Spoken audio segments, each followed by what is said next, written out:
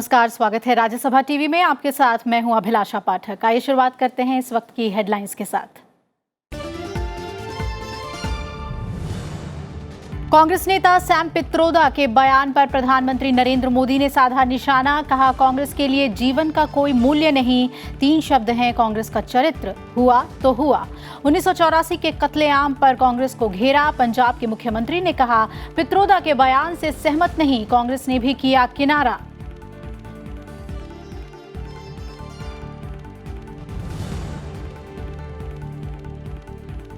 लोकसभा चुनाव के छठे दौर के लिए थम गया चुनाव प्रचार। 7 राज्यों की 59 सीटों के लिए 12 मई को मतदान। केंद्रीय मंत्री हर्षवर्धन, नरेंद्र सिंह तोमर, राधा मोहन सिंह और मेनका गांधी की किस्मत का होगा फैसला। मैदान में पूर्व मुख्यमंत्री शीला दीक्षित, अखिलेश यादव, दिग्विजय सिंह, जगदंबिका पाल और भूपेंद्र सिंह हुड्डा समेत कई दिग्गज मैदान में।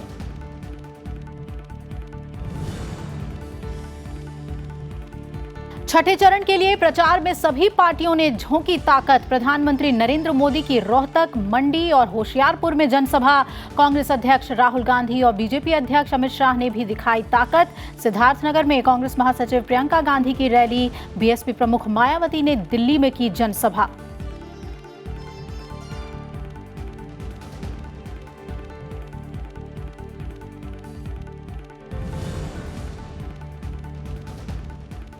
एसबीआई का ग्राहकों को बड़ा तोहफा। बैंक ने फिर से घटाई होम लोन की दरें। ब्याज दरों में 0.05% की कटौती। ईएमआई देने वालों को मिलेगी राहत।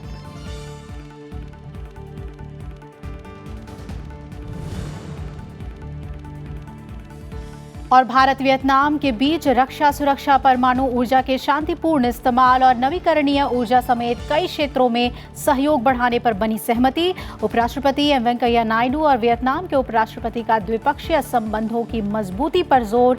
राष्ट्रीय स्मारक पर शहीदों को उपराष्ट्रपति ने दी श्रद्धांजलि।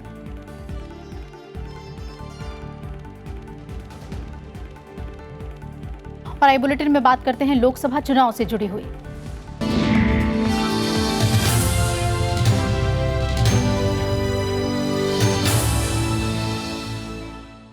प्रधानमंत्री नरेंद्र मोदी ने 1984 के सिख दंगों पर कांग्रेस पर निशाना साधा है।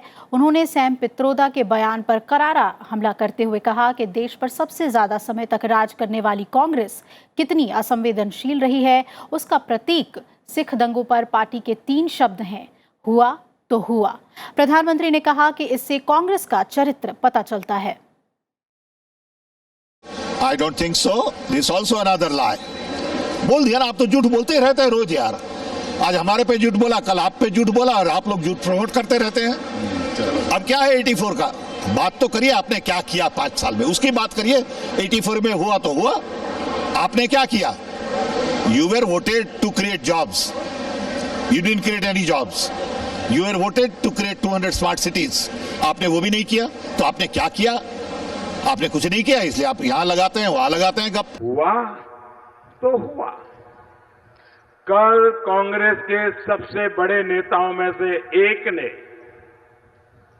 चीख कर 84 के दंगों के बारे में कहा कि 84 का दंगा हुआ तो हुआ। आपको पता है ये नेता कौन है? ये नेता गांधी परिवार के सबसे करीबी है। गांधी परिवार के सारे लोग के साथ हर रोज उनका बैठना उठना है। ये नेता गांधी परिवार के सबसे बड़े राजदार है। ये नेता राजीव गांधी के बहुत अच्छे दोस्त और आज के जो कांग्रेस के नामदार अध्यक्ष हैं, उनके वो गुरु है। इन्होंने कल टीवी के सामने साफ साफ बोल दिया, अगर 84 में दंगा हुआ तो हुआ। हुआ तो हुआ।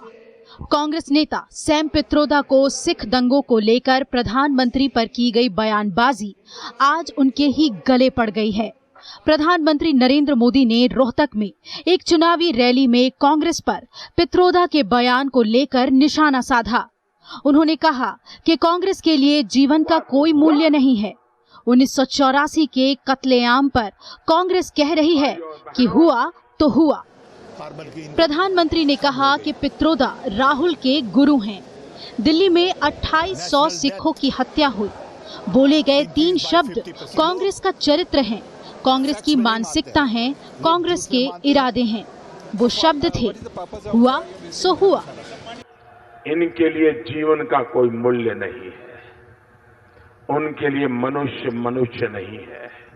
बहनों, 84 में देश भर में हजारों सिख भाई बहनों का कत्लेआम हुआ, लेकिन आज कांग्रेस कह रही है कि हुआ तो हुआ। अकेले दिल्ली में 2800 से ज्यादा सिखों की हत्या कर दी गई, लेकिन आज कांग्रेस कह रही है कि हुआ तो हुआ। दूसरी ओर बीजेपी के वरिष्ठ नेता और केंद्रीय वित्त मंत्री अरुण जेटली ने 1984 के सिख दंगों को लेकर इंडियन ओवरसीज कांग्रेस के अध्यक्ष सैम पित्रोदा के विवादित बयान की कड़ी आलोचना की है।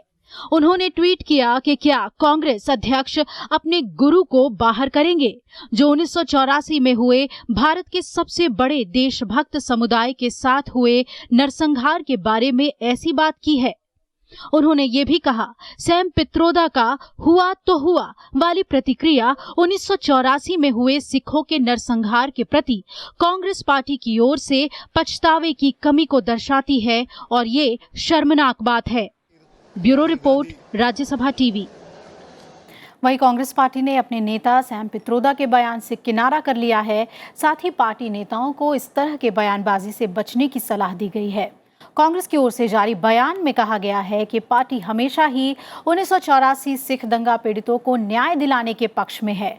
पार्टी जाति, धर्म और क्षेत्र के आधार पर हिंसा के खिलाफ है, इसलिए इस मामले में आरोपियों को टिकट नहीं दिया गया। वहीं पंजाब के मुख्यमंत्री अमरिंदर सिंह ने भी सैम पित्रोदा से असहमति जताई और कहा कि मैं सैम पित्रोदा के बयान से सहमत नहीं हूं। मैं पहले ही कह चुका हूं कि इस तरह के बयान स्वीकार नहीं किए जाएंगे। वहीं सैम पित्रोदा ने कहा कि उनके बयान को गलत तरीके से पेश किया गया था। I totally don't accept that statement. जो राइट्स हुई, it is the duty of successive governments to find out किसने करवाई, कैसे की, कौन था इसके पीछे, and this must be found. This जो कत्ल होते हैं, जो लोग मारे जाते हैं, चाहे जितने मर्जी साल निकल जाए, 35 साल हो गए हैं, this has to be found and there investigations must carry on. And जिन्होंने किया है उनको फिर अदालत के सामने आना पड़ेगा, कानून के सामने। The statement I made was completely twisted, taken out of context, because my Hindi is not that good. I think in English, I have to translate. What I meant is जो हुआ वो बुरा हुआ. I couldn't translate बुरा in my mind. What I meant is move on. We have other important issues to discuss. Lok Sabha चुनाव के छठे चरण के लिए आज चुनाव प्रचार थम गया है। इस दौर में 7 राज्यों की 59 लोकसभा सीटों पर 12 मई को मतदान होगा। छठे चरण में उत्तर प्रदेश की 14, हरियाणा की सभी 10, बिहार, मध्य प्रदेश और पश्चिम बंगाल की 8-8 सीटों पर, जबकि दिल्ली की सभी 7 सीटें और झारखंड की 4 सीटों पर मतदान होगा। वह इस दौर में 10 करोड़ 16 लाख से ज्यादा मतदाता 979 उम्मीदवारों के भाग्य का फैसला करेंगे और जिन उम्मीदवारों पर सबकी नजरें होंगी उनमें केंद्रीय मंत्री डॉक्टर हर्षवर्धन हैं चांदनी चौक सीट से, और नरेंद्र सिंह तोमर जो कि मध्य प्रदेश के मुरैना से इस बार भाग्य आजमा रहे हैं। और इसके अलावा बात कर लेते हैं बिहार के पूर्वी चंपारण से राधा मोहन सिंह, बीजेपी के ये कद्दावर नेता। इस चरण में इनके भाग्य का फैसला होगा। शीला दीक्षित दिल्ली की पूर्व मुख्यमंत्री उत्तर पूर्वी सीट से, और मध्य प्रदेश के भोपाल से बहुत ही दिलचस्प मुकाबला। दिग्विजय सिंह कांग्रेस से तो प्रज्ञा ठाकुर बीजेपी से। आजमगढ़ की बात करें तो उत्तर प्रदेश के पूर्व मुख्यमंत्री अखिलेश यादव समाजवादी पार्टी के अध्यक्ष यहां से चुनाव लड़ रहे हैं और इस चरण में इन सभी के भाग्य का फैसला होना है। हरियाणा में सोनीपत की बात करें तो कांग्रेस के भूपेंद्र सिंह हुड्डा पूर्व सीएम हरियाणा के, और उत्तर प्रदेश के डुमरियागंज से हैं जगदम्बिका पाल बीजेपी की ओर से। इसके अलावा ज्योतिरादित्य सिंधिया मध्य प्रदेश के गुना से चुनाव लड़ेंगे और अजय माकन हैं कांग्रेस के नई दिल्ली सीट से, पूर्व केंद्रीय खेल मंत्री रह चुके हैं, और हरियाणा के अंबाला से कुमारी शैलजा होंगी और इनके भाग्य का फैसला भी इस चरण में होगा। बीजेपी के उत्तर पूर्वी सीट से मनोज तिवारी हैं और गौतम गंभीर, क्रिकेटर गौतम गंभीर जिन्होंने बीजेपी ज्वाइन किया है और इस बार दिल्ली पूर्वी से बीजेपी ने उन्हें टिकट दिया है। इस चरण में उनके भाग्य का भी फैसला होना है। और दिल्ली दक्षिण से एक और खिलाड़ी बॉक्सर विजेंद्र सिंह कांग्रेस की तरफ से चुनाव लड़ रहे हैं। कीर्ति आजाद जो पहले बीजेपी में थे अब कांग्रेस से और इस बार झारखंड के धनबाद से चुनाव लड़ रहे हैं और धनबाद में इस चरण में चुनाव होना है।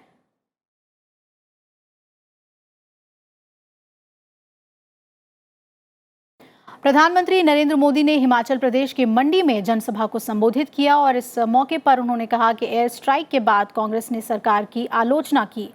सरकार का साथ देने के बजाय कांग्रेस ने पाकिस्तान का ही साथ दिया। साथियों, 2016 में आपने देखा कि हमारे वीर सपूतों ने सर्जिकल स्ट्राइक की तो कांग्रेस के नामदार ने पाकिस्तान के बजाय मुझे गालियां देना शुरू कर दिया। इस साल भी फरवरी में एयर स्ट्राइक के बाद कांग्रेस के नामदार और उनके रागदबारी फिर एक बार मोदी को गाली देने में जुटे हुए हैं। और उधर कांग्रेस अध्यक्ष राहुल गांधी ने आज हिमाचल प्रदेश के ऊना में एक जनसभा को संबोधित किया। राहुल गांधी ने कहा कि कांग्रेस सत्ता में आई तो न्याय योजना के जरिए गरीब लोगों को फायदा पहुंचाया जाएगा।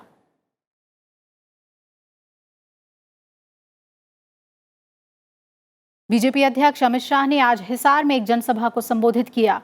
अमित शाह ने हरियाणा के पूर्ववर्ती चौटाला और हुड्डा सरकार की आलोचना करते हुए कहा कि दोनों ने हरियाणा में गुंडा तंत्र और भ्रष्टाचार को बढ़ावा दिया।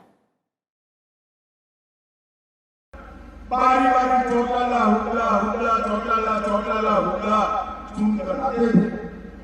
चौटाले आते थे तो गुंडे हावी हो जाते और हुड्डा आते थे तो भ्रष्टाचार हावी हो जाता था। दोनों ओर से हरियाणा वाले भारतीय जनता पार्टी की मनोहर लाल खट्टर सरकार ने भ्रष्टाचार और गुंडाई दोनों से हरियाणा को मुक्ति दिलाना चाहता। कांग्रेस महासचिव प्रियंका गांधी वाड्रा ने आज उत्तर प्रदेश के भदोही में रैली को संबोधित किया और रैली में उन्होंने कहा कि कांग्रेस अपनी न्याय योजना में हर गरीब परिवार को सालाना 72,000 रुपए देगी, जिससे हर गरीब की गरीबी मिट सके। एक ऐसी योजना होनी चाहिए जिससे हर परिवार को, हर गरीब परिवार को सहायता मिले, ताकि गरीबी की दलदल से निकलने की कम से कम उम्मीद रख पाए।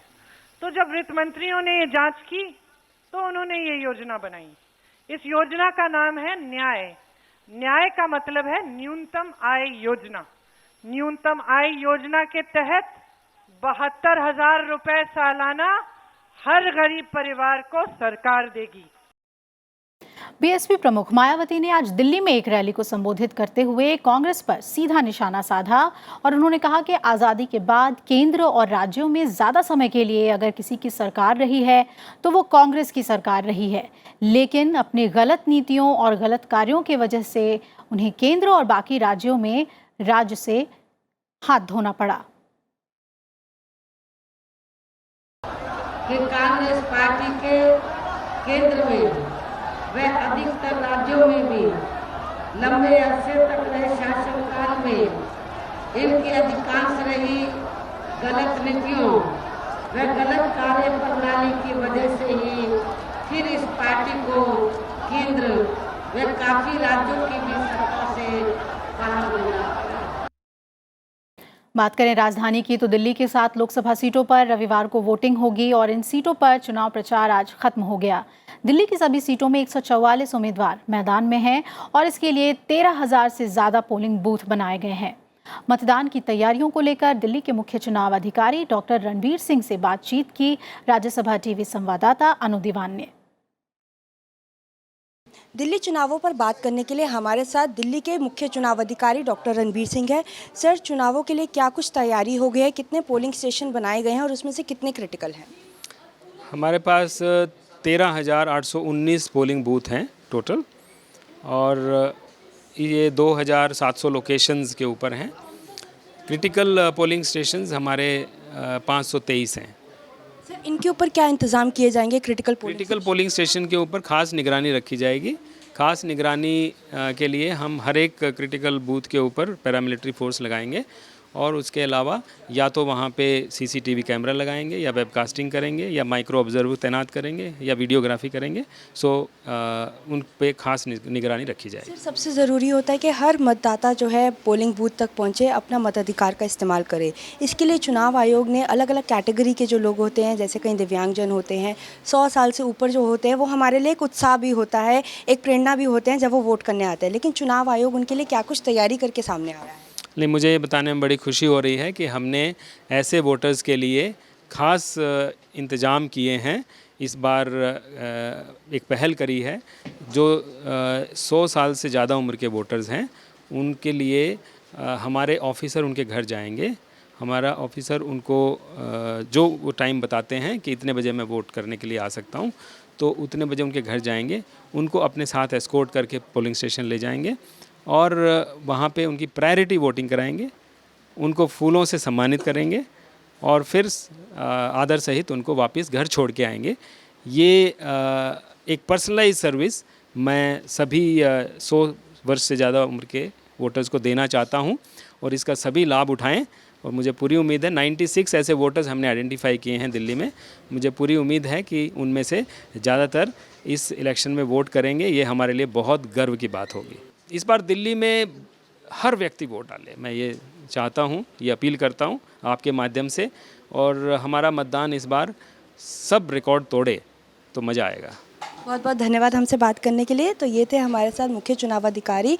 यानी अब बारी है आप लोगों की, अपने मताधिकार का इस्तेमाल करें और अपने इस लोकतंत्र का हिस्सा बने। कैमरा पर्सन प्रशांता के साथ अनु दीवान, राज्यसभा टीवी, दिल्ली।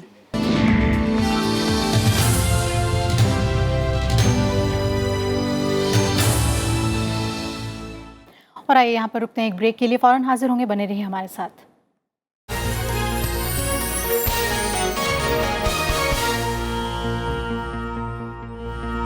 ब्रेक के बाद स्वागत है आपका और आइए अब बात करते हैं उपराष्ट्रपति के वियतनाम दौरे की।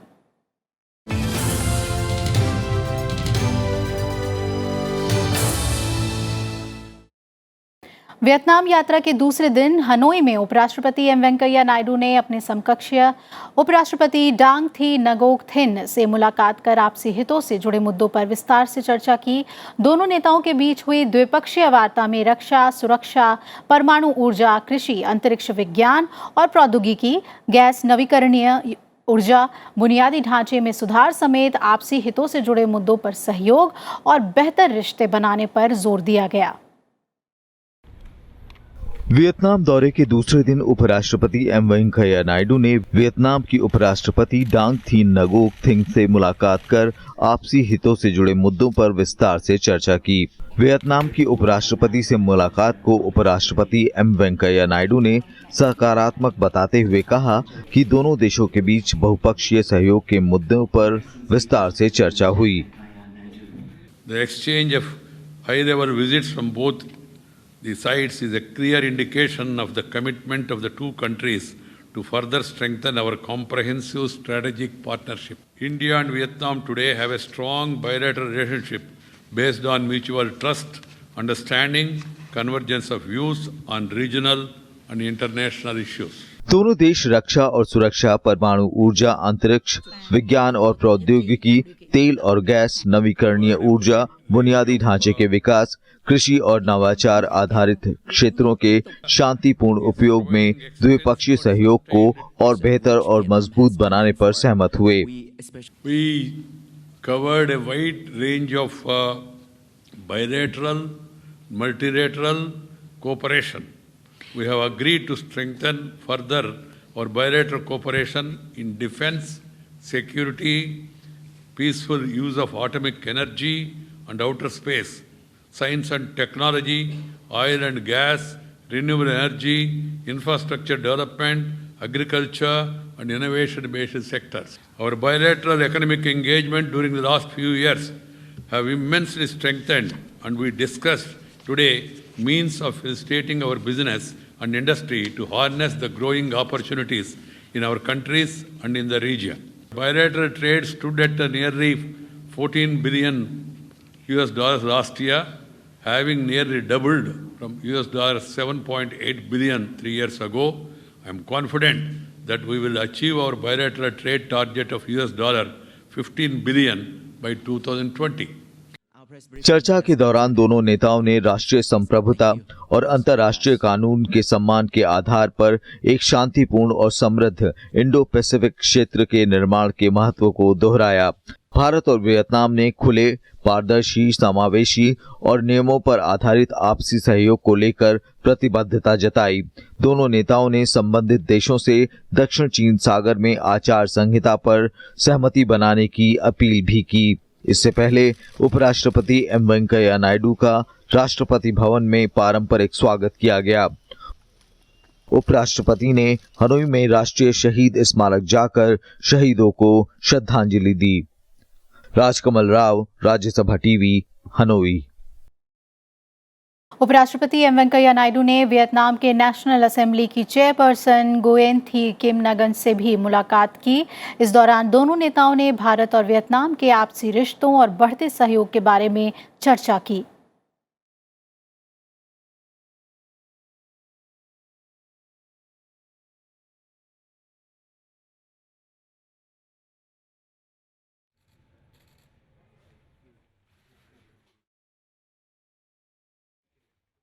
अयोध्या की राम जन्मभूमि विवाद प्रकरण पर मध्यस्थता समिति ने अपनी अंतरिम रिपोर्ट शीर्ष अदालत को सौंप दी है। अदालत ने अयोध्या मामले के हल के लिए गठित मध्यस्थता पैनल को 15 अगस्त तक का समय दे दिया है। तो अदालत में पैनल ने मध्यस्थता के लिए ज्यादा समय की मांग की थी। कोर्ट ने पैनल की मांग स्वीकार कर ली और उन्हें करीब 3 महीने का वक्त दे दिया। मामले की सुनवाई करते हुए अदालत ने कहा कि वो मध्यस्थता पैनल को लेकर आशावादी हैं। सर्वोच्च न्यायालय द्वारा गठित 3 सदस्य मध्यस्थता समिति ने सीलबंद लिफाफे में अंतरिम रिपोर्ट सौंपी थी।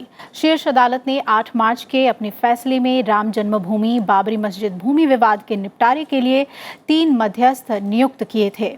इस समिति में सुप्रीम कोर्ट के रिटायर्ड जज जस्टिस FM कलीफुल्ला के अलावा आध्यात्मिक गुरु श्री श्री रविशंकर और वरिष्ठ वकील श्रीराम पंचू शामिल हैं।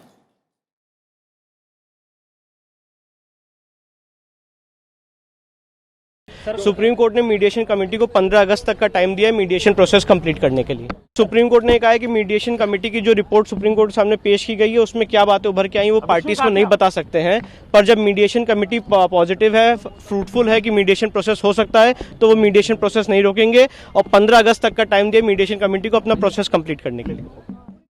देश के सबसे बड़े बैंक भारतीय स्टेट बैंक ने होम लोन की ब्याज दरों में 0.05% की कटौती की है और ये नई दरें आज से ही लागू हो गई हैं। इससे होम लोन लेने वाले कस्टमर्स के लिए ईएमआई का बोझ थोड़ा कम हो जाएगा। एसबीआई ने बयान में कहा है कि संशोधित कोष की सीमांत लागत आधारित ऋण दर को 8.5% सालाना से घटाकर 8.45% कर दिया गया है और इससे 10 मई के बाद से 0.05% का फायदा ग्राहकों को मिलेगा। एसबीआई बैंक ने अप्रैल के बाद अब दूसरी बार ब्याज दरों में कटौती की है।